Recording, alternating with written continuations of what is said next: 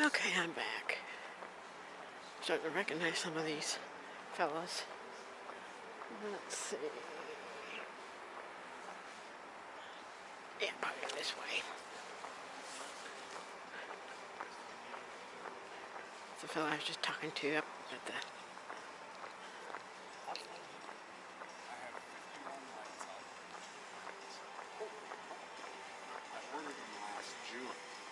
Oh, jeez. Wow. Wow. Wow. How many did you need? That's a long time. Last June. Whew. Let's see. Probably need to go this direction. Yeah. Let's see. It is 11:40 basically. Head back towards the missile gallery.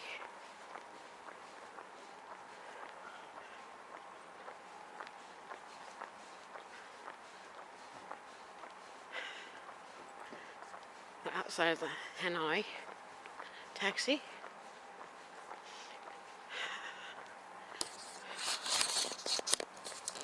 I can't really. I can kind of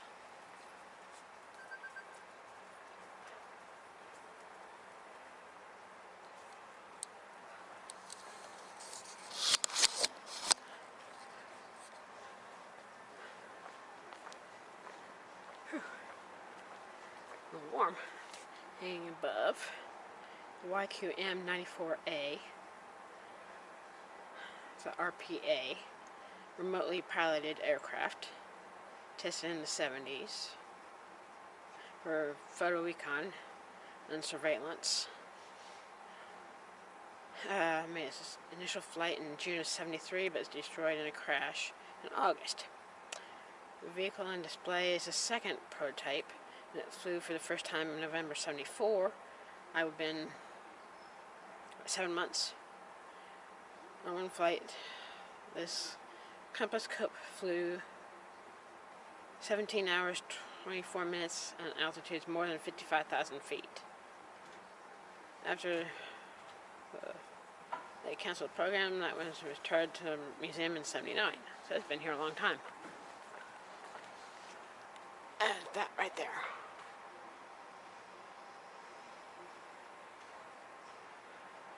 Yeah, starting to recognize a few people.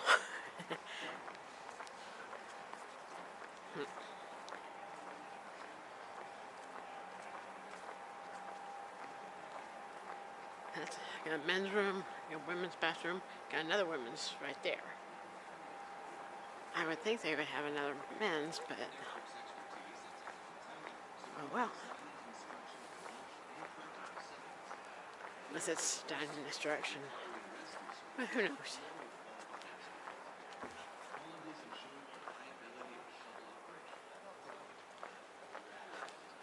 You can actually have a charging station here. Different cords. Both Android and others. That's the old cord. Not old. There's a... I know. I saw one on... There we go. Right there. The C. So if I need to charge my phone here, I can... Let me see what I got here. 91, so I'm good. You're welcome. Or, yep. Okay. Kind of head over towards the cafeteria, which is up there. Have to kind of go the long way. Got the Presidential Gallery. Yeah, that drone race would be pretty cool. I hope they show some of it online. But they probably won't. Who knows?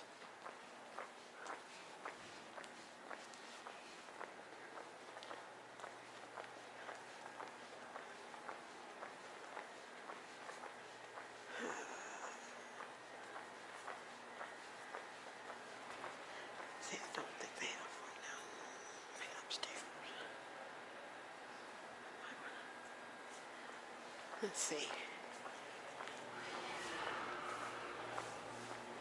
be back in a few. On the same web page, hi, we're looking for volunteers. So ended up doing that, but my dad didn't make it down. He passed away before we got a chance to. I'm sorry.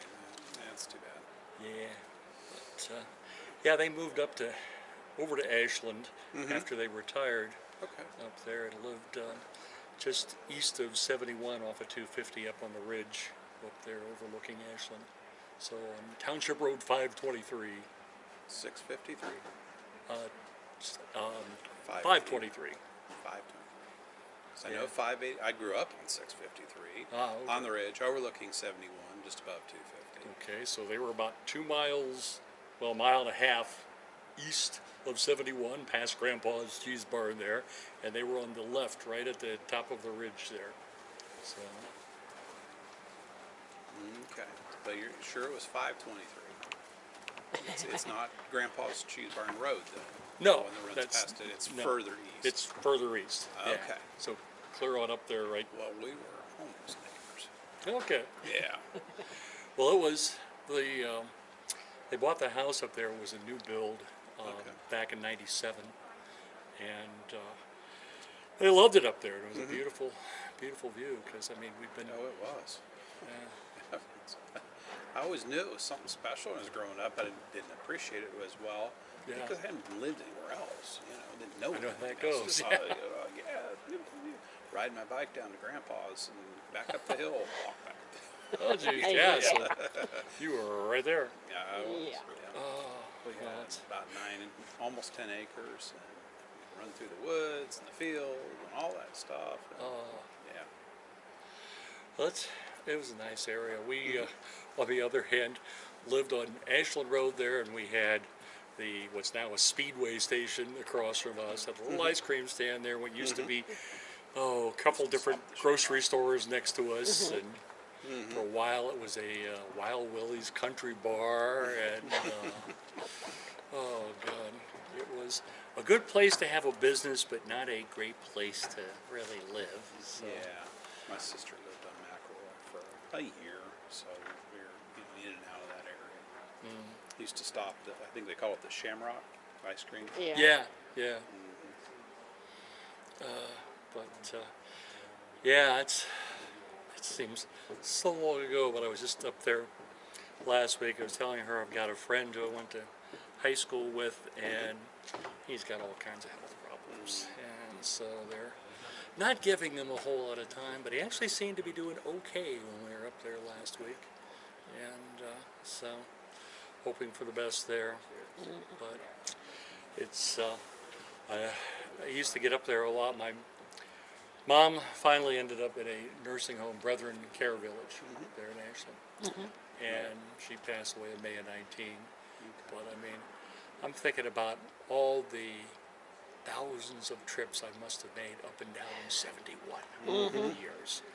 Oh my God, I think I know every lump in that highway. I understand. Yeah. My mom's still living, so we do a lot of back and forth with Ashland. So I get it. Yeah, because that's I went to Mansfield OSU first year after high school, which was graduated in '75, and then came down to main campus in fall of '76. But ever since then, back and forth, and it's like I became an air traffic controller in 1982, and they sent me first to Minneapolis, and then I was able to get back to Detroit. And when I was in Detroit, you know, the family was down here, so every Christmas, driving down here. So I finally get back to Columbus in '88, and I'm divorced from my first wife, and then I marry a woman whose family lives in Detroit. So for the last 30 years, we're going the opposite direction. So, with the exception of 2 years, I've been making that trip since about 1984. So, every year, and this year, thank goodness we got up there before all the ice and everything blew in. But it was not fun coming back from up there for Christmas, but at least got to see all of her family. So we got to see mine before we went up. So yeah, that's my my brother Jeff was the head of sales at Hales Harley Davidson out there. So he just retired at the end of the year. Okay. So they live down out near Charles Mill off Harlan Road. Okay. Sure. So, That's a pretty area. yeah, he's Yeah. just getting into the whole retirement gig here.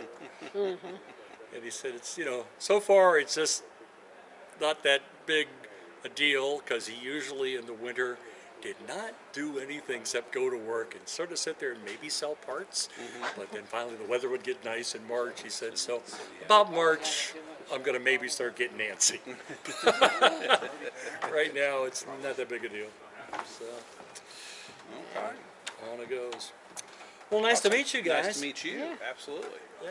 We'll be here today and tomorrow, and then back to the grind. So. Yeah. Okay.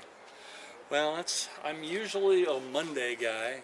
I started out when I first started volunteering over here. I was still working at the tower in Columbus, and I would work a 4 to midnight shift on Mondays. So I'd come over here, work until 1 o'clock, head back to Columbus, work until midnight, which made for a long day. Yes, it does. But I got to know all the people who were here on Mondays, everything. So after I retired, even I just decided, what the heck? I like this gig. It at least lets me know what day of the week it is. Yeah. So I'll get that signpost of, oh, it's Monday. I've got to get up. I got to get dressed. I got to get out the door by 7 o'clock. Okay. Yeah. The rest of the week, not so much, which is a lovely thing. Sounds like it. Yeah. Alrighty then. All right. Well, are we gonna split, or are we gonna make a loop together? We can do a loop, I guess. All right. I'm gonna go back here and get some photos of the box car.